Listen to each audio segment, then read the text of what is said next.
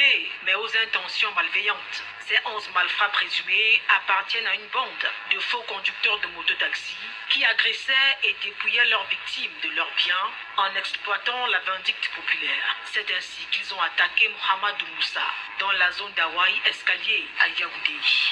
Alors qu'il consommait du carburant dans une station-service de la place, ils l'ont accusé à tort d'avoir volé leur moto et se sont jetés sur lui en meute, aidés par d'autres conducteurs de moto-taxi qui passaient. Après l'avoir tabassé, ils ont emporté son engin roulant à 2 roues. Malheureusement, Mohamedou Moussa a succombé à ses blessures. Je dois vous préciser que Mohamedou meurt comment? Parce que dans la vindicte populaire, c'est le mode opératoire. Chacun qui intervient vient avec son âme.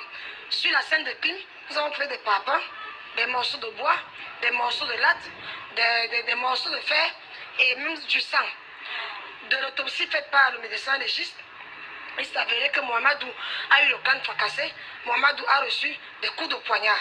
C'est ce qui a guidé notre enquête, qui a permis que nous nous interpellons ceux que vous voyez là maintenant, qui sont un peu en plusieurs groupes par rapport à l'arme utilisée.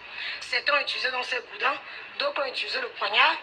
Pendant le coup, ces hors-la-loi ont dépouillé d'autres mototaxis et conduit le dernier survivant de leur attaque à son domicile au quartier Oza. Là-bas, une cohorte de plus de 50 motos a tout cassé et récupéré, y compris un engin roulant à 2 roues retrouvé plus tard du côté de Golmotouka, à l'est du pays, où certains sont allés le vendre avant de revenir se cacher à Yaoundé.